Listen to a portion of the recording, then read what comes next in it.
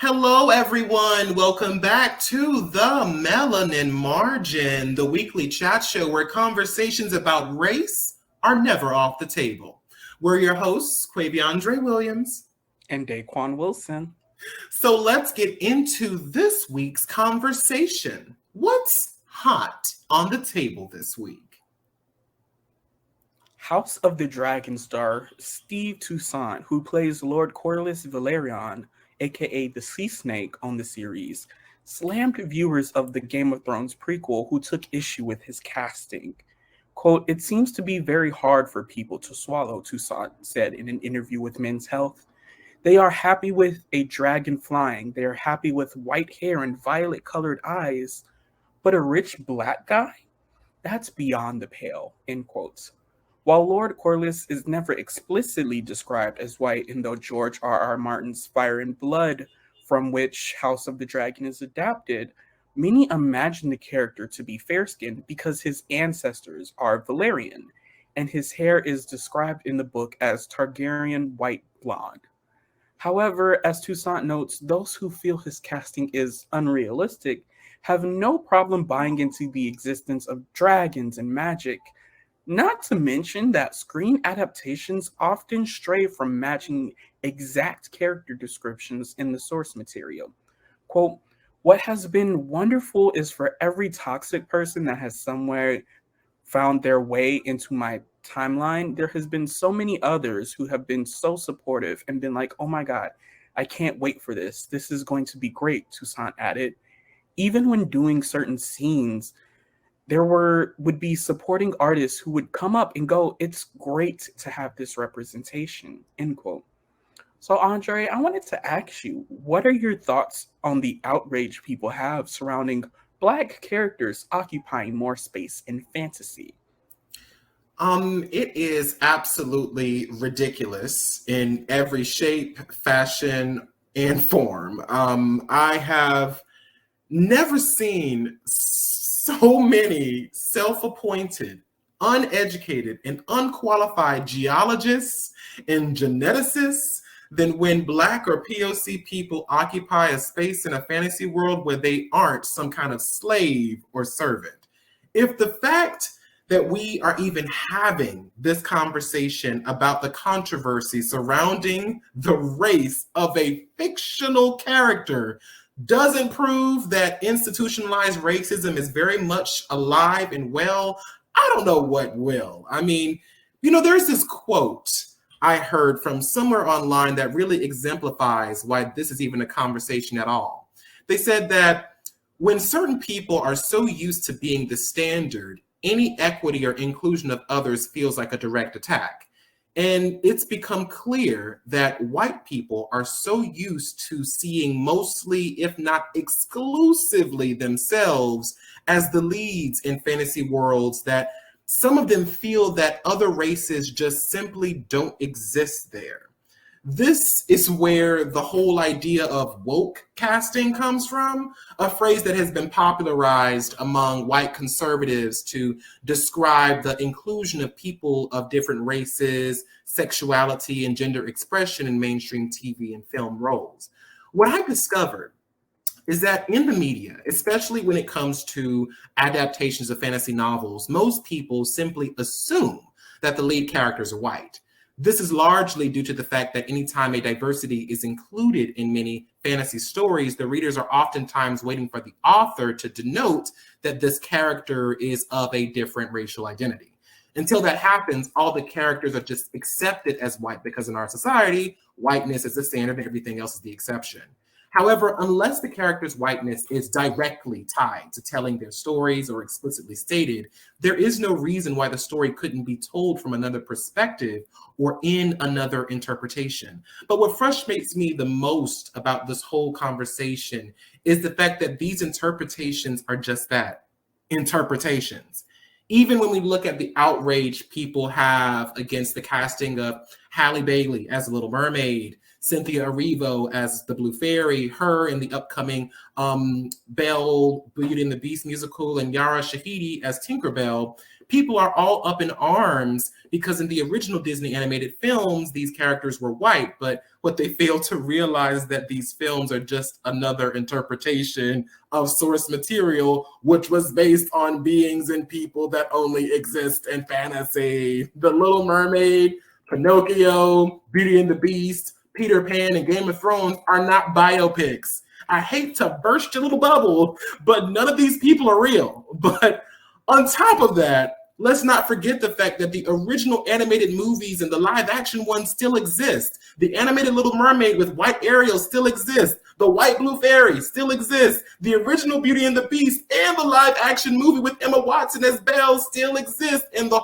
White Tinkerbell and Peter Pan's animated and live action movie still fucking exists. If you want to see a whiteness represented so badly, you can just watch the interpretations with the white leads. Or better yet, just turn on any fucking mainstream movie or TV show, pick up any fucking bestseller book, and I promise that you won't have to look long to find a white person. So to all the people who are in such a tizzy about inclusion, stay mad, bitch, because in the words of Lizzo, bitch, we're winning. But Daquon, I want to pass it back to you. What are your thoughts on this outrage?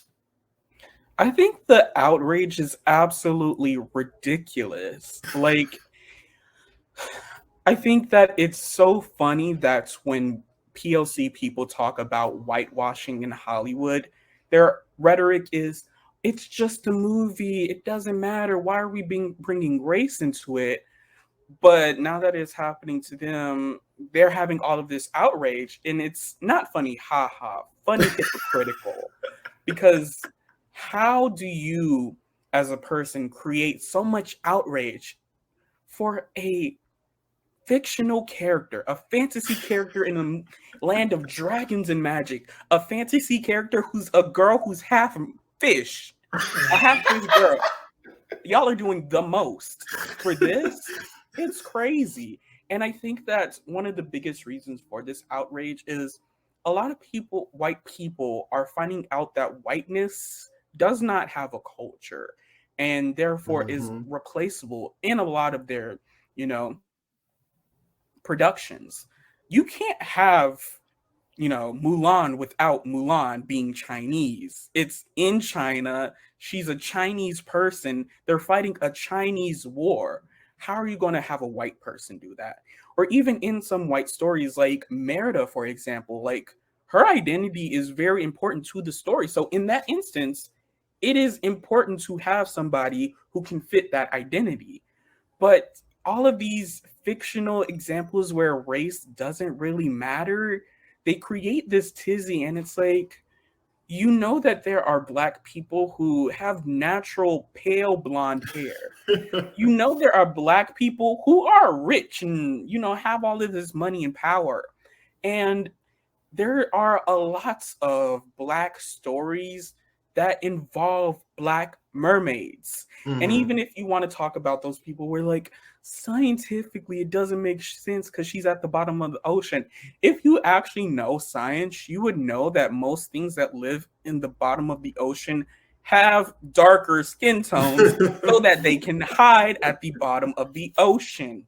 The only thing that does not have those darker skin tones are predators. Is Ariel a predator? I don't think so. So it doesn't make scientific sense. Plus, y'all are talking about science but didn't want to wear a mask because you didn't want to listen to science, but that's a conversation for another day. My biggest issue with this is that it's so important for people to get representation. You have plenty of representation as a white person. So for once, let these little Black kids be able to see themselves in Ariel. Let these Black fantasy fans be able to see themselves in the characters who are depicted on screen. For once. Yeah, I fully agree. I'm also getting tired of people saying, well, just create your own characters. Because, bitch, do you really think that we haven't been? Like, you think that POC and Black people have just been twiddling our thumbs and not creating our own unique stories where we lead them? Because if that's your thought process, sweetie, then you're sorely mistaken. We absolutely have been, but The way that mainstream society is set up, we are not always given the same opportunities to get our stories out there as white people in these major conglomerates. Like Marvel and DC Comics are not the only companies that produce superhero related material. And Disney doesn't own princesses, princes, and magic. But what these entities do have is enough resources to make sure that their content gets mainstream exposure, which is why this whole, well, what if we made insert POC or Black character here white argument doesn't work. For one, when Black and POC people tell stories with themselves as the leads, the character's cultural and racial identity is so interwoven in the story that the only actors who can capture the nuances of that character's experiences is someone with that cultural and racial identity.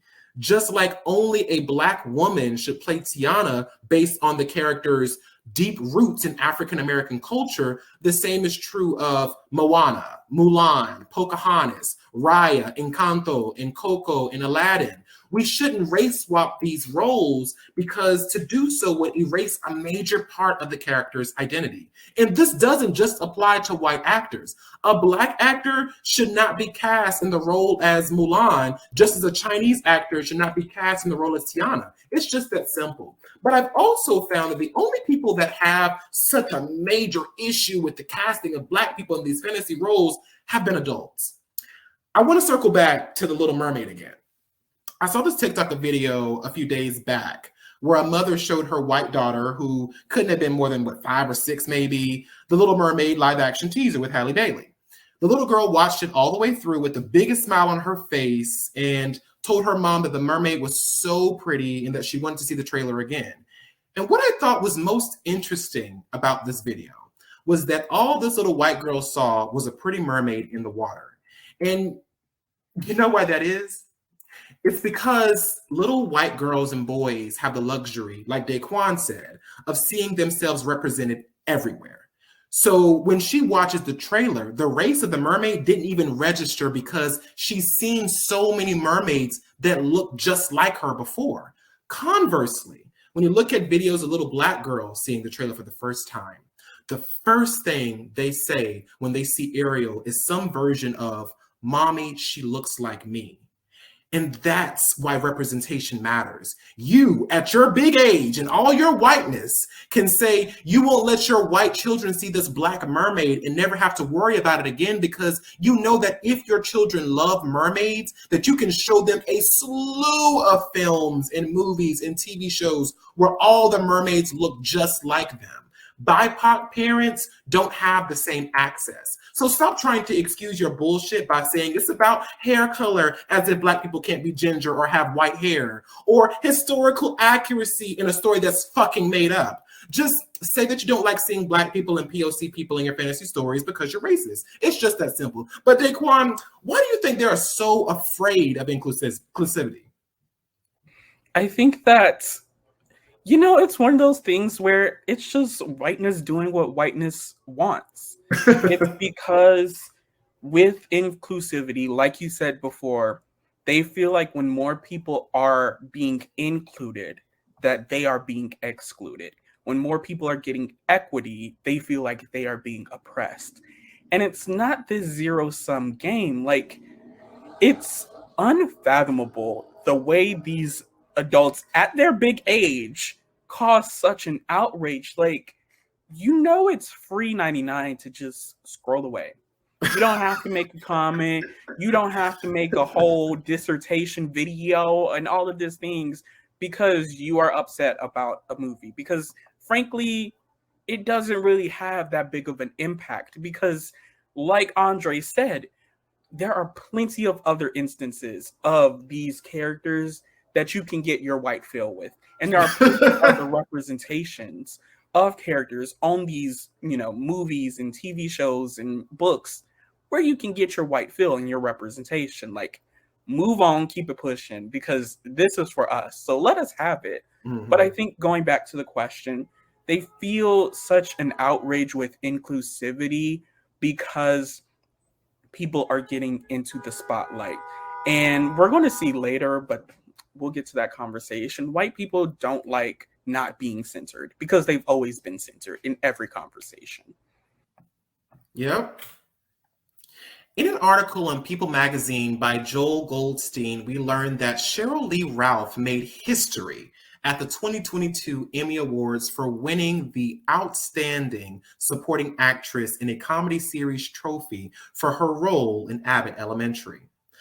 The industry veteran at age 65 became just the second Black woman to score an Emmy in the category after Jackée Harry won for 227 in 1987, a milestone Ralph appeared to celebrate in her scene-stealing acceptance speech. After taking the stage to accept the award from presenters Amy Poehler and Seth Meyers, Ralph burst into song, singing a verse from jazz singer Diane Reeves' 1993 song, Endangered Species. Ralph's impressive singing voice is no surprise. She started her career on Broadway when she won a Tony Award for Best Actress in a Musical for her role in 1981's Dreamgirls. After her song, which earned standing ovations from the crowd, including her fellow nominees, she says, quote, "To anyone who has ever had a dream that you thought wasn't, wouldn't, couldn't come true, I am here to tell you that this is what believing looks like.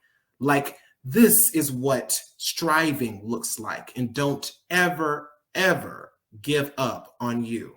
So, Daquon, with that amazing speech in mind, what are some of the ways you keep yourself motivated as an artist when your dreams feel just so out of reach?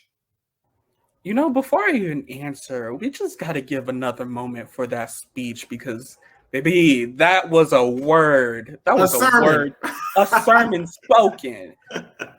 I think it's so powerful to hear messages like that because, frankly, it is very hard as an artist when you have these big dreams to stay motivated, stay in the process, and really keep pushing when it feels like everything around you is telling you to quit, give up. This is not going to happen. And I think that for me, something that has been monumental in my development as an artist is really celebrating the small victories and focusing on the small things. Yes, I have this big goal that I want to do. I want to be at a certain place. I want to do certain things, and that's great.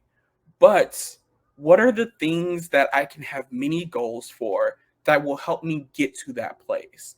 You know, if I have a goal of, doing a photo shoot, a professional photo shoot, how can I set myself up as a makeup artist to get to that stage? What, in terms of learning new techniques, can I do? Maybe learning a new technique every week or doing makeup once a week or having these small little goals in mind that will help you reach that bigger goal in the future. Because I found that a lot of times, even being able to celebrate something can give you the biggest boost that you need. Mm-hmm. Yeah, I fully agree. One of the major ways that I keep myself motivated is remembering the core of why I became a writer or performer in the first place. The core of why I'm even in this industry has nothing to do with the fame it could bring, the money, or even the lives of the people that I hope to affect. The core of why I write, why I create, is joy. Yes, I write my stories to represent Black queer people in fantasy. We've been through this. Yes, I perform because I have opinions that I want to share and stories that I want to bring to life as an actor. But the core of it all is that doing this brings me joy. It's easy to get caught up in the business side of things. When's the next networking opportunity? When's the next trend you need to jump on while it's hot? And why isn't your engagement higher? And so on and so forth. And while it is necessary if you want to put yourself out there, it can sometimes eat away at your passion for being an artist. Nothing in this world will try you harder than a dream you are trying to see made real. My dream has made me shed tears, stressed me the fuck out, and has caused me to question my dedication to it more times than I can count. It's almost as if the universe and God is asking, bitch, how bad do you want it? You know? Right. But every time I feel like I'm at my wit's end or that my dream has pushed me to the max, I always come back to my core. I'll take a step back, look at my life, and try to picture myself not writing or performing. And every time I do it, that life looks so bland and empty. I look at that version of myself in pity because I know that despite the struggles, despite the heartache, despite the frustration my dreams can bring me, I wouldn't trade the fulfillment I get from that for the world. You know, I feel like I'm most myself when I'm writing and performing. And even as I speak now, you know, I realize that much of my inspiration, Daquon, comes to me when I'm just waking up at the start of my day, which means that at my most relaxed state, when I've just woken up from a deep sleep, the first thing on my mind is a new storyline, a plot point, or a new perspective on something I've already written and I need to correct. My motivation for creativity may falter due to, you know, exhaustion and stress. But when I take a beat and let myself breathe, that motivation recharges itself naturally because I feel this passion as a fire in my soul. You see, as long as I'm alive, as long as I'm breathing, the fire that my dreams have lit in my soul may need some timber and a little kindling from time to time, but it will always burn bright. But I think this brings up an interesting question, Daquan. What are some of your methods to overcoming the obstacles that life throws your way in your journey to career success? I think, like you said, remembering why you do what you do is an important thing because life is going to throw you so many obstacles and you're going to be like, do I even need to do this anymore? Like, life is telling me, no, maybe I should listen to it. But if you remember that why, you're going to be like, I still need to do this. There is still more that I need to do with my art, my career, my Yeah. creativity, whatever. And I think that two important things is A, taking breaks, and B, finding community. I think that Mm, sometimes when you have an obstacle, it's in your way to give you pause, to give you a time to sit mm, and reflect and think about the path that you're currently going down and feel, is this the right path for me? Not necessarily quitting or giving up, but maybe you need to do a slight pivot, slight diversion into what you're doing and get to your goal another route. Um, and also having community is so important, especially if you're a creative. I yeah. find that, you know, me and Andre are both creatives, and it can be cathartic to just have time where we're just like, girl, this, you know, This shit social ain't media it. is kicking my ass. This shit This shit ain't ain't it it. right Like, now. the creative block is real right now Yeah. because when you have community, you have other people who are going through similar things that you are going through. And being a creative is inherently something that's very lonely. You have to spend a Yeah. lot of time in your mind thinking about ideas, coming up with ideas, and it can be leading you to be up at like 2, 3, 4 a.m. trying to get everything out of your mind, trying to do something. And that can be lonely. That can be heartbreakingly lonely because you're like, why am I doing this? Like, this is all happening to me. Like, why is everything going wrong for me? And Yeah. being able to talk to other people who have similar ideas or aspirations can really show you the bigger picture of like, hmm, this is something that a lot of people are going through. And it can also provide you a boost on where you should go next because you can have your community and ask them, hey, I'm having this problem. What do you recommend for me? Or what do you do when you're having a similar situation? Or even just like, if they don't have an answer, be like, whatever it is, we're here together. We're doing this thing together. And I know that I have somebody who understands me and what I'm going through. And that can really, really help you get through any obstacle. Yeah, I think it's really great to have somebody who can empathize, and fully understand like what you're feeling. Because even though me and Daquon may not be in the exact same industry or, have the same dreams, we're both creative people.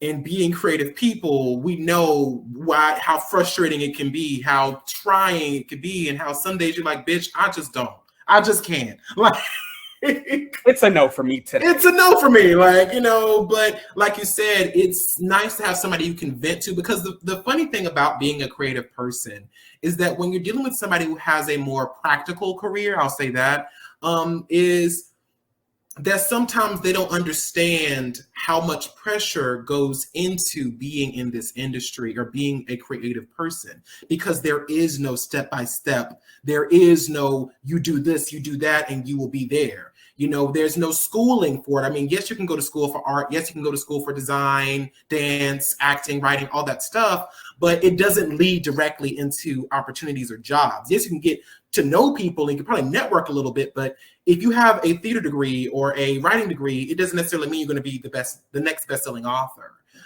So it really, Daquon, I fully agree about that whole community aspect. It's like having that person who can say, listen, bitch, I know it's hard and I know it's fucking a struggle, and you can go ahead and vent to me, but bitch, I better be seeing that next video next week. I better be seeing that book on my table next month, or X, Y, and Z. And I think there's some ways that I overcome the obstacles is by trying to look at what I used to perceive as failures differently. Like, I think that Evie Oddly's graduation speech about failure really opened my eyes to this. Sometimes we let failure define us. We let that failure become a part of us rather than letting it be what it is. Like you talked about, an opportunity to grow, to learn, to pivot. And as an author, my debut novel has gone through dozens of edits and revisions over the course of this nearly 7-year writing journey. But it wasn't until last year, after receiving rejections, that I was forced to look at my work in a new light and make the necessary adjustments to elevate it to a level that I'm proud of. It was those rejections, my perceived failure as an author, that pushed my craft and creativity and made me a stronger author because of it. So I felt the pain of being told no. I felt the sting of my pride being wounded, and I sat in that for a moment. Then I picked myself up, dusted off my pride, gave my story to some fucking amazing beta readers who gave and are still giving some very honest critiques and feedback, and I'm going to take what applies and let everything else fly. And when it comes to the things that could hinder my dreams, like my race, gender identity, sexuality, and socioeconomic status in society, I look at the things I can change and accept the things that I can't. Like, I can't make the world more accepting, but I can continue to be who I am and hope that living in my truth puts me in the path and across the screens of the people who understand and feel represented by me. Obstacles will always exist, just like Daquon said, but if you have a good system of facing the ones that you can overcome and moving with the ones that society has put on your back, nothing can stop your journey to success. And that's why, like you said, that community aspect is very, very important to have. In an article written on CNN Entertainment News by Scotty Andrew, we learned that while one Black woman was having her dreams realized at the Emmys, another Black woman had her dream overshadowed. Quinta Brunson brought the audience to its feet when she won her first Emmy. But at her feet during the moment was Jimmy Kimmel, who pretended to be unconscious and stayed on the floor while she accepted her award as part of an intended joke that ended up miffing some viewers. Kimmel presented the award for Outstanding Writing for a Comedy Series with Will Arnett, who dragged Kimmel on stage and joked that Kimmel got into the skinny margaritas at the theater's bar after losing in an earlier category. After the Abbott Elementary creator and star was announced as winner for writing the pilot of the popular sitcom, Kimmel stayed on the ground at the base of the microphone stand. He remained there throughout Brunson's acceptance speech and into the commercial break, nearly 2 minutes in total. Footage shared by a ceremony attendee showed that Arnett pulled Kimmel's body off stage at the end of the segment, Brunson, unfazed, used her limited time to thank the Abbott Elementary team, her family, and her husband, but not without a dig at Kimmel. Quote, "Jimmy, wake up, I won." Later backstage, Brunson addressed the moment, saying the bits didn't bother me that much, and that Kimmel was an early supporter of her and Abbott Elementary. "Tomorrow, maybe I'll be mad at him. I'm going to be on his show on Wednesday, so I might punch him in the face," end quote, she jokes. So, Andre, I wanted to ask you, what are your thoughts about Jimmy Kimmel's bit? Before I get into that, I really want to talk about Kimmel's apology. He invited Emmy winner Quinta Brunson on his talk show to talk about the incident and goes on to explain the joke. First off, if you have to explain a joke, then it wasn't funny. Then he says, quote, "People said I stole your moment, and maybe I did, and I'm very sorry if I did do that. Well, I'm sorry I did do that, actually. And also, the last thing I would ever want to do is upset you because I think so much of you. I think you know that. I hope you know that." Yet again, we have to do another apology breakdown. He opened up his apology by stating that people said that I stole your moment, which off gate feels like a deflection tactic.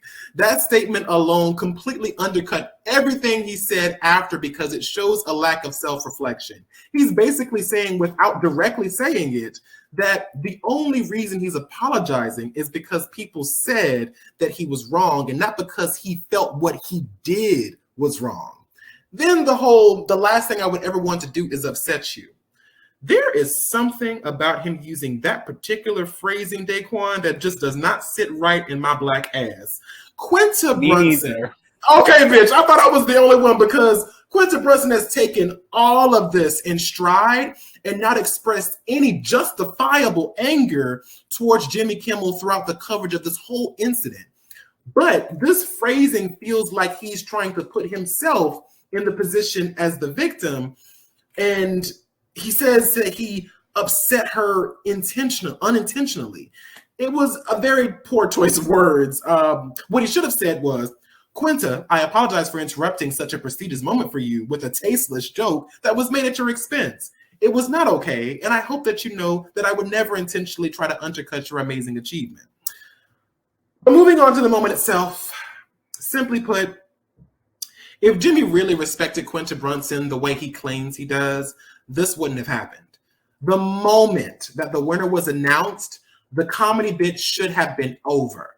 The fact that Quinta Brunson had to literally step over him and have him lying on the floor throughout her entire speech is giving the same energy as Kanye West going up to Taylor Swift going, "I'm gonna let you finish, but Beyonce had the best video of all time."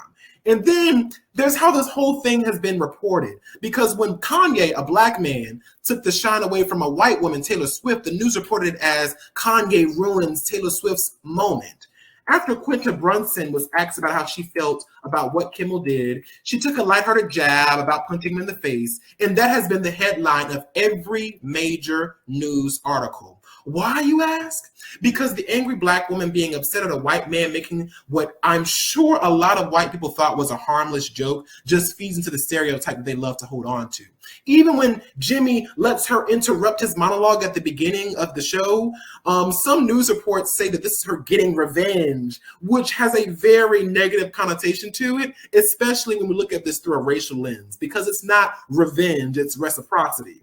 But what pisses me off the most is that yet again, a black woman is still expected to take this graciously, because even when Quinta tried to focus on the positive crowning achievement that she just got, people still want to label her as being upset or angry. I wonder, Daquon, just off the top of my head, what would have happened had this black woman actually expressed visible and justified annoyance at this stunt? Would the headline have been something like, "Quinta Brunson looks on angrily at Jimmy Kimmel's comedy bit"?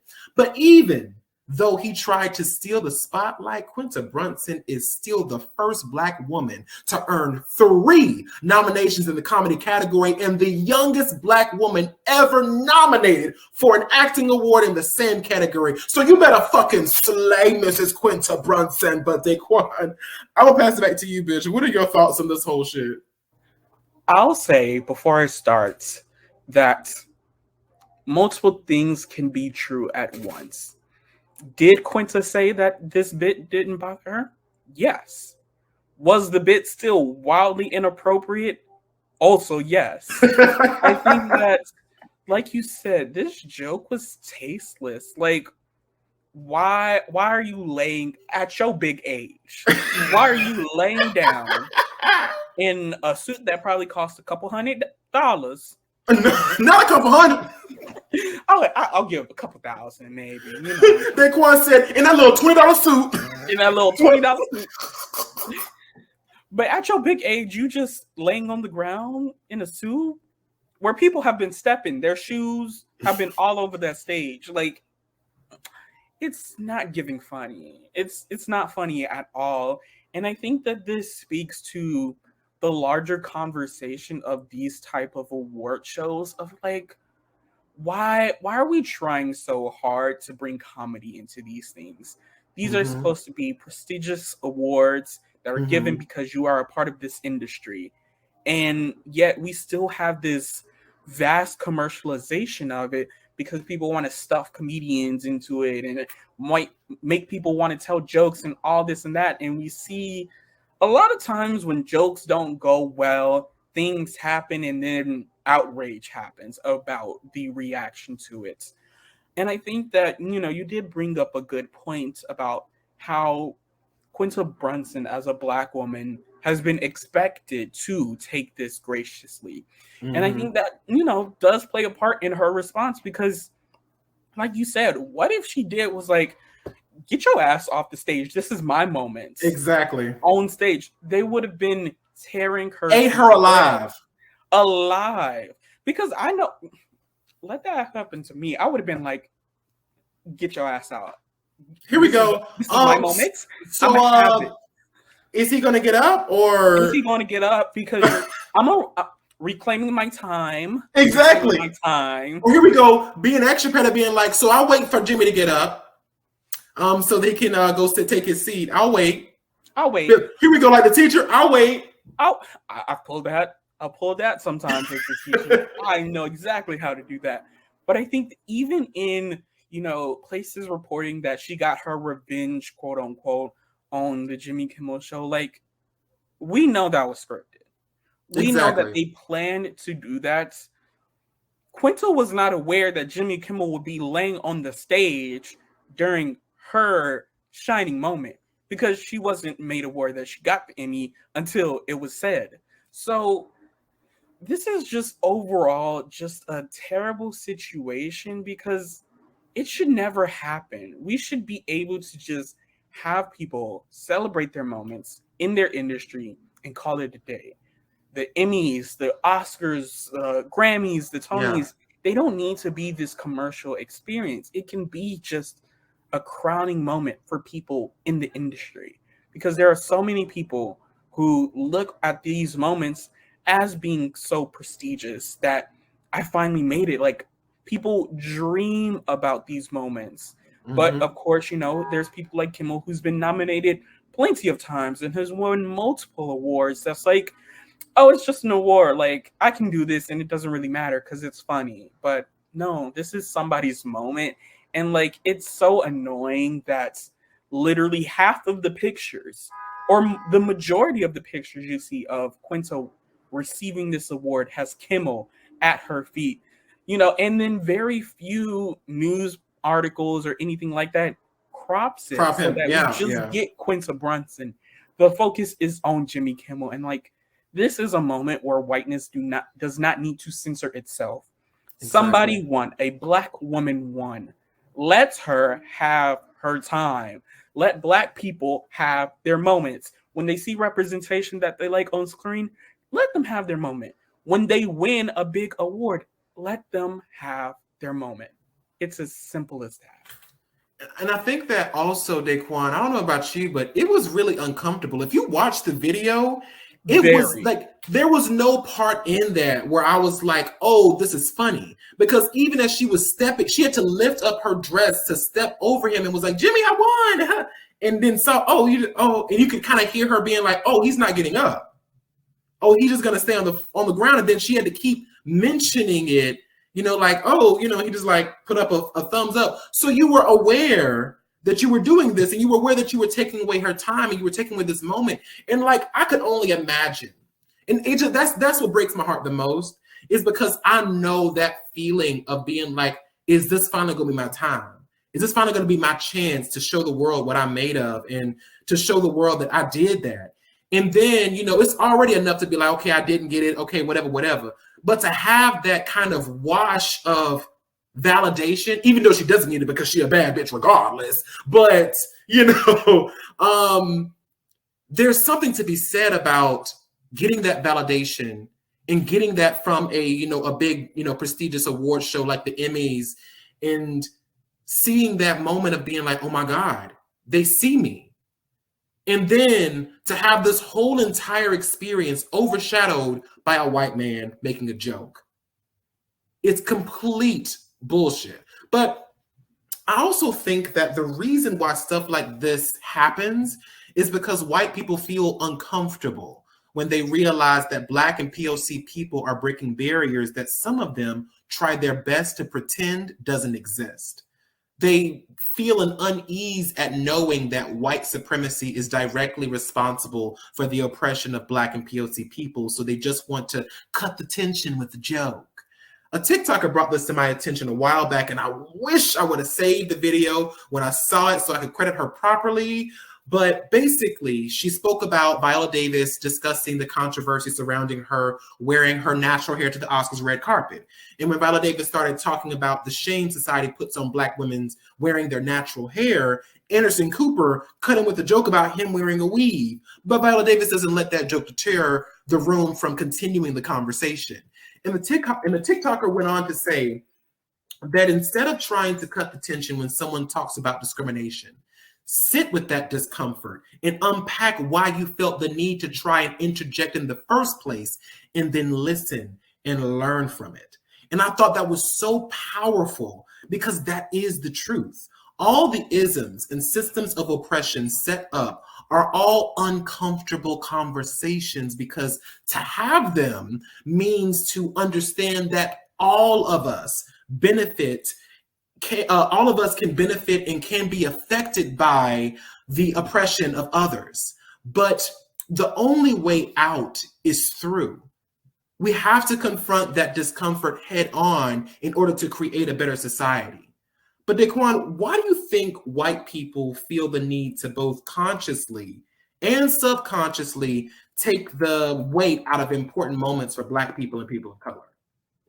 I think that it kind of deteriorates their argument that, we've made all of this progress. Like, things are fine now, and we can be this colorblind society.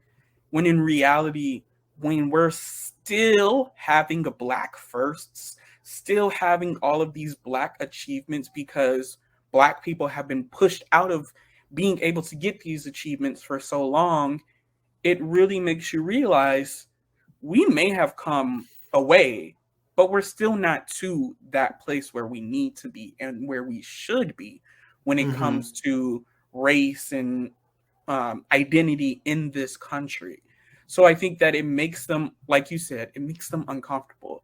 It creates a level of discomfort that they don't want to sit in. And so they make jokes or they make, light statements. And I think that, even with Jimmy Kimmel, like, this isn't his first time doing something like this. When the whole La La Land thing happened and La La Land didn't win, it was actually Moonlight. That he was like, I don't know why y'all are saying this. You should have just kept the award. And it's like, we just let Black people have their moment. Like, do you really have to sit in that discomfort? And not only that, but he had, I blame Steve Harvey. He had a I blame Steve Harvey moment. And it's like, okay, this is why, like, cutting jokes is not funny at this time. Like, it's nobody's really laughing, and if they do, it's that awkward laugh, like ha ha ha. Like, can we get this? Can we going? move on? Can we move on because this is awkward? Yeah, and I think also Daquon, like we've talked about this all the time on the show, but like understanding the intersectionality of life and understanding that all of us benefit from a privilege in some way. You know, it may not be a privilege that we think we do, but like I said, we all talk about it all the time, like, you know, experiencing male privilege because you're perceived as a man, or experiencing white privilege even though you're gay, or whatever. So it's like, the only way that we're going to fix any of this shit, the only way that we're going to improve and we're going to grow as a society is if we stop saying, well, I'm the only one that's hurting. It's only me. It's like, no, bitch. What about me? What about me? I'm a white woman. It's like, yeah, but you're not a black woman. Or here we go, I'm gay. What about me? Yeah, but you're white and gay, not black and gay. You know what I'm saying? So it's like understanding that, yes, we understand that as women, you are oppressed, and as gay people, we are oppressed, and as black people, we are oppressed. But there are intersections of privilege that feed into all of these different identities. So it's kind of like, yo, do some self-reflection, bitch. Learn some shit. All the business, bitch, suck a dick. Let me stop. I'm sorry, y'all. T.S. Madison came through. I just watched a marathon of videos. I'm sorry. I was just going to say, Google some critical race theory or something. Google.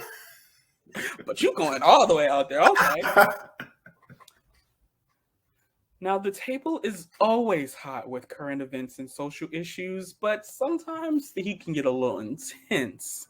Let's turn the temp down and take a breather and get into this week's topic cool down. So, Andre, I want to ask you, what are your dating pet peeves or red flags? Oh, bitch. That is a loaded question.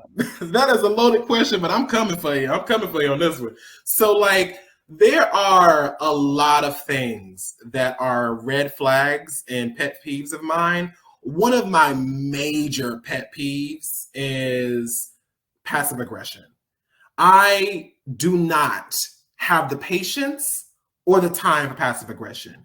All of my friends, Daquon, Emma, all of my other friends that I have, all know this about me. If we have an issue, if I ever make you feel uncomfortable or upset or angry or I hurt your feelings, I understand that you may not be able to tell me right then and there, but do not act like nothing's wrong, because, bitch, I'm not stupid.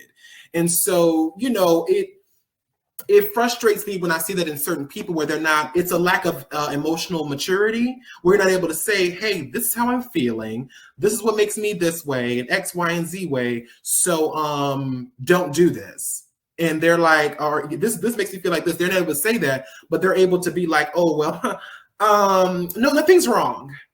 Nothing's wrong at all. That shit, it makes me unreasonably upset.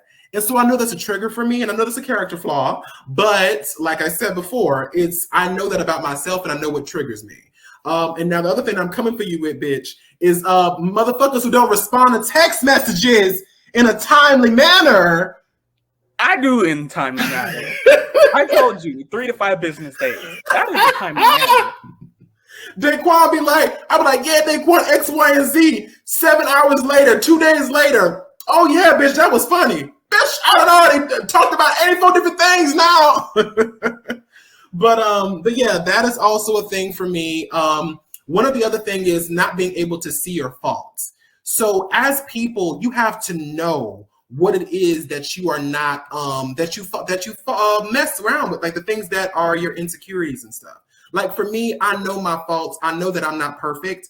I don't like people who cannot recognize that they are also not perfect. So you have to know, if you know yourself, no one can ever confront you with any bullshit, because you're like, I know that's a part of me that I'm working on. And so I'm going to give you these boundaries to let you know, these are things that I'm still working on. These are the things that trigger these things. So please don't do this because it'll make me feel like X, Y, and Z. Like I said, my unreasonable anger when people are passive aggressive, I let people know that as soon as I meet them. I'm like, please don't do that, because that pulls me out of my character, and I don't want to be out of my character. So I establish a firm boundary. But Daquon, what about you? Girl, there's a lot of them. Like you said, it's a loaded question. Yeah. But some simple things are like when somebody has in their bio, oh, I'm so and so, if that matters. Like, if that matters. I just, girl, if you want to put something in your bio, put it in. If it doesn't matter to you, keep it out. Like, exactly. Doing the most. But a more serious thing that is a huge pet peeve for me is people who they just don't be giving to a conversation. Like, if I type a paragraph to you and you be like, cool. No, we're done. It's blocked. Blocked. Or just like, oh, how was your day? This was good. And you don't even ask how was yours or how about you. Like, it's not that hard to type a sentence or two into a texting app. Or if you don't want to type, there's voice to text. Mm-hmm. Like, there are so many different options. Or if you're even one of those people, you can just establish beforehand, like, hey, I like to call. So, like, instead of text me, call me sometimes. Or, ask if we can do a call. Like, there are so many ways to have communication that, like, it's not that hard. And I also think that another huge pet peeve of mine is people who are not upfront with what they're interested in. People who are not upfront with their intentions, or they'll just like go along with anything that you say. Like, that to me is a red flag of like, yeah, if we agree on everything, I'm a little sus. There's a little something about me where you don't even need to disagree, but like have agreement with a slightly different opinion. Something. Even if we make it to the same opinion, like, there needs to be something else. Because when you just completely agree with me on everything, either you're not really that interested in whatever we're talking about, which if that's the case, say that. Talk about what you're interested in. Or you're just saying these things because you want something out of me. And so you're going to say what you think I want to hear so that you can get whatever you want. And that's not going to happen. It's nuance. Like you said, it's nuance. You have to have nuance to the conversation. If you're just saying, oh, I like that too. It's like, okay, bitch, that's a statement. That is not discourse. That's not a conversation. Yeah. Why do you like it? Exactly. I think also too, like, one of my biggest pet peeves also is people who are unable to understand that a preference and discrimination are two different things. You can prefer masculine men. Like, let's use a better example. I can prefer to drink water, right? But I don't mind cranberry juice. I don't mind, any other fucking juice. I can't think of one off the top of my head. I don't know. I don't just went out of my head just now. But like, I can prefer to drink soda, but I can also drink water. And I think that I don't like when people have this kind of, well, I prefer Black people or I prefer white people.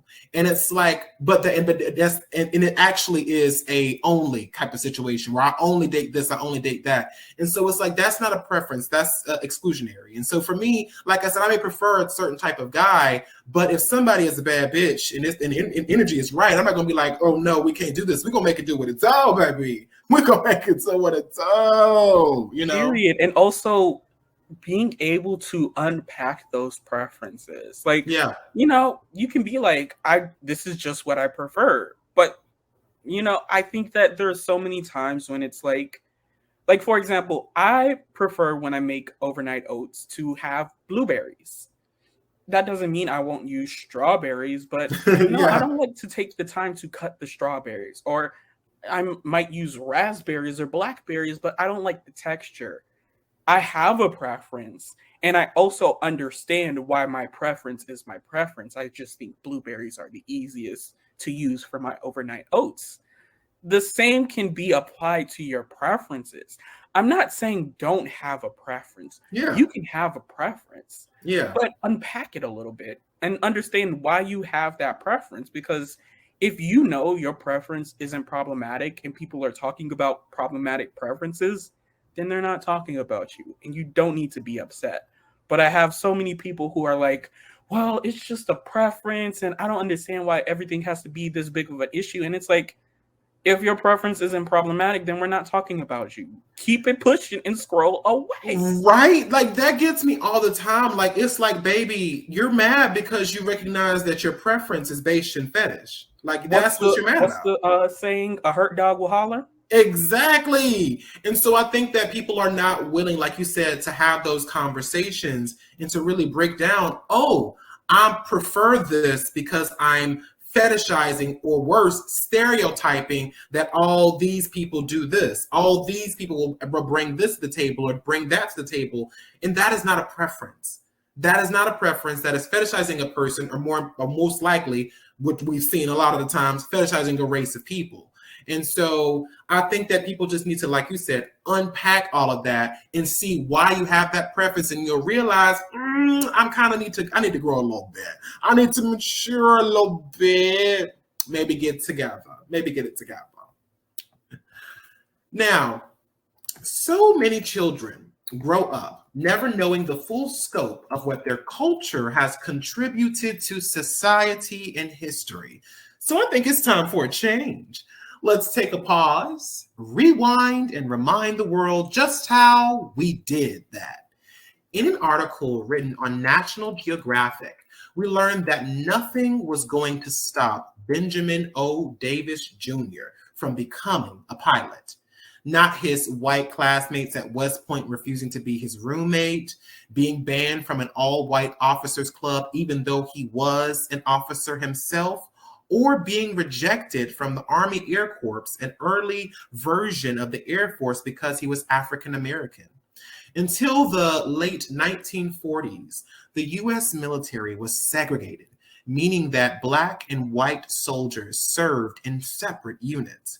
Even though African Americans like Davis, who was born in December 18th, 1912, could join the military, they weren't allowed to become pilots.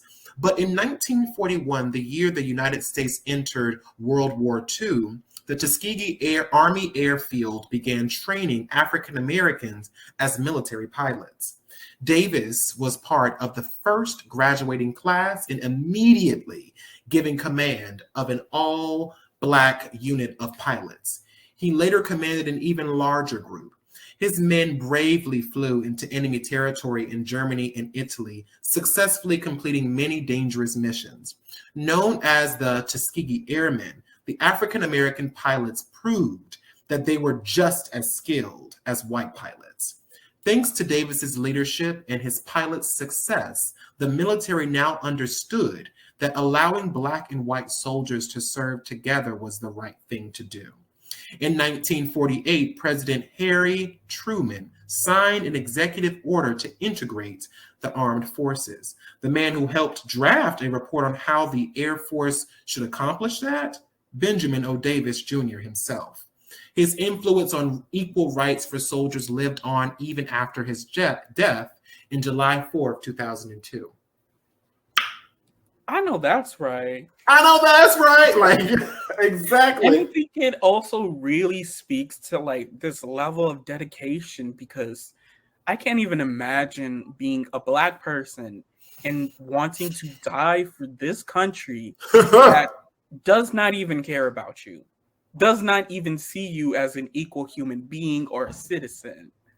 Like, that's a level of dedication that's a lot. So for my We Did That, we learned that in an article written on blackpast.org, operatic soprano Camilla Williams was born on October 18th, 1919. At age 12, she began taking lessons from a Welsh singing teacher, Raymond Aubrey, but because of Jim Crow laws, the lessons had to be conducted in private in Aubrey's home. Williams attended Virginia State College for Negroes, now Virginia State University, and graduated in 1941 with a bachelor's degree in music education.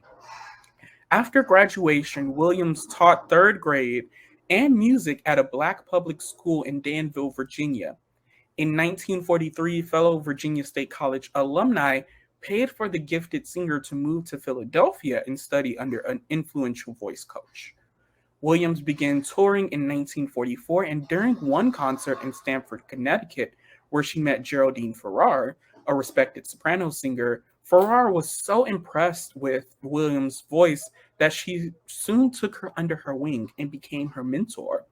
Farrar even helped Williams to sign a recording contract with RCA Victor and to break into the highest levels of American opera. Throughout her long career, she performed with the Boston Lyric Opera in Massachusetts, the New York Philharmonic, and became the first African American to sing a leading role at the Vienna State Opera in Austria. She was also involved with the Civil Rights Movement. Her rendition of the national anthem was the prelude to Dr. Martin Luther King Jr.'s I Have a Dream speech. In 1977, Williams became the first African American professor appointed to the Indiana University's Jacobs School of Music. She continued to teach at Indiana until her retirement in 1997. Camilla Williams passed away on January 29th, 2012, at her home in Bloomington, Indiana. Black people, the way we be persevering through shit. Oh, yes. Period. Baby, we said, oh, baby, racism ain't gonna stop us from fucking the game up. Oh, exactly. It's giving talent. It's giving, so much more than talent. It's giving bad bitchness. It's giving bad bitch energy. Everything. Bad bitch energy. Goodness. Just like, racism, that's just a little hurdle. Jump that. Immediately, I'm overcoming from some serious obstacles to make their dreams a reality. Right. Fucking period. Now, as always, thank you all so much for watching, and don't forget to keep the conversation going down in the comment box below. Give this video a thumbs up, and if you are listening to us on our podcast, please rate and review on whatever platform you're using. You can also follow our podcast on Instagram and TikTok at the Melanin Margin for updates of new content. And if you like to follow each of us, our handles are at Daquon MUE and at Andre Talks a Lot. Now we will see you all next time on the Melanin Margin, where our goal is always to bring the marginalized to the spotlight in any way we can. Goodbye now.